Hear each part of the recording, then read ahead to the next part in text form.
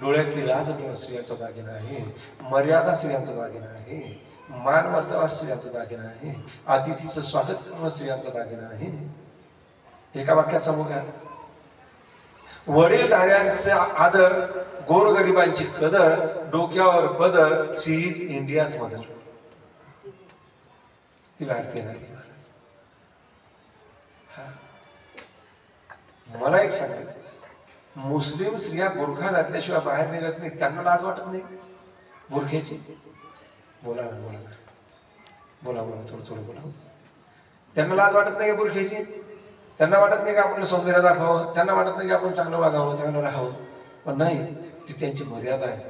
बुरख्याशिवाय ती बाहेर निघणार नाही. तशी आपली मर्यादा आहे, डोक्यावर पदर घेतल्याशिवाय बाहेर निघायचं नाही. काही लाज धरायची नाही. काय म्हणते, जुनी म्हातारी आली डोक्यावर पदर घेऊन, म्हणून का आपलं पाहून दुसऱ्याने शिकलं पाहिजे की हे डोक्यावर पदर घेते, आपण पण घ्यावं. लहान लहान मुलं असतात महाराज मुस्लिमांचे, ते डोक्यात टोपी घातल्याशिवाय बाहेर निघत नाही. आपलं हेल्मेट टोपी घालायला सुद्धा असतं.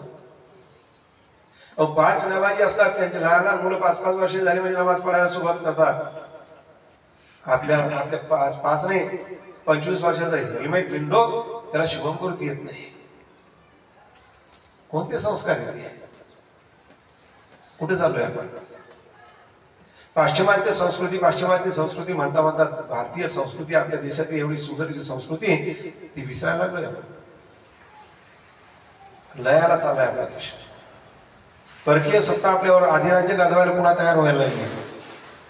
आजच सुधारायची वेळ आहे. आपल्या स्वतःपासून सुधारायला सुरुवात करावी लागते. स्वतः सावरावं लागतं. माझं सर्व कुटुंब सुशिक्षित घराणं आहे. माझी मुलगी BE झालेली, माझा मुलगा BE झालेला आहे, माझा पुतण्या BE झालेला आहे, मी स्वतः डॉक्टर आहे. माझे वडील सर्व्हिसला होते, ते पोस्ट ग्रॅज्युएट पूर्वीचे जुन्या काळातली. माझी आई ग्रॅज्युएट आहे. संपूर्ण घराणं. पण आजही सुद्धा माझ्या घरामध्ये नित्य नियमानं संध्याकाळी दिवा लावला म्हणजे सर्वच्या सर्व शुभंकरोती म्हटल्याशिवाय राहत नाही, तुळस म्हटल्याशिवाय राहत नाही, रामरक्षा म्हटल्याशिवाय राहत नाही, हरिपाठ म्हटल्याशिवाय राहत नाही. वडील आहे म्हणून नाही, असं का प्रत्येकाला म्हणायला लागलं पाहिजे. तुमची सुशिक्षितता तिथे दिसत नाही. हरिपाठाला मंदिरात जाऊन बसणे, कीर्तनाला मंदिरात जाऊन बसणे लाज वाटते आम्हाला. कथेमध्ये जाऊन बसणं स्टँडर्ड लोकांचं. कोणते स्टँडर्ड आहे तुम्ही? काय लाज आहे तुमच्या स्टँडर्डनेस मध्ये? पायात कुठं घालून जेवण, गुरं सुद्धा पायात कुठं घालत नाही. गुरं सुद्धा गोठ्यात गेल्याशिवाय जेवण करत नाही. पायात श्वास येऊन राहिला, त्या श्वासचा तरी खाऊन राहिला, लाज वाटते. त्याची लाज नाही वाटत. हातात भाकरी घेऊन जेवायची, हातात ताट घेऊन जेवायची लाज नाही वाटत. आणि जो व्यवस्थित पाणी घालून बसलेला आहे त्याला म्हणतो की हे अशिक्षित आहे म्हणून. अशिक्षित कोण आणि सुशिक्षित कोण आहे? गुरु जेवतात जेव्हा उभं राहून, गाढवं जेवतात उभं राहून, माणसं नाही जेवत. खूप बोलेल पण जाऊ द्या, मला काय करायचंय. जे जे कर्म झाले ते जे भोगायला संस्कार असतात. मातेला पाहिल्यानंतर आदर निर्माण व्हावा, पाया पडण्याची इच्छा व्हावी की या आईच्या पाया पडूया.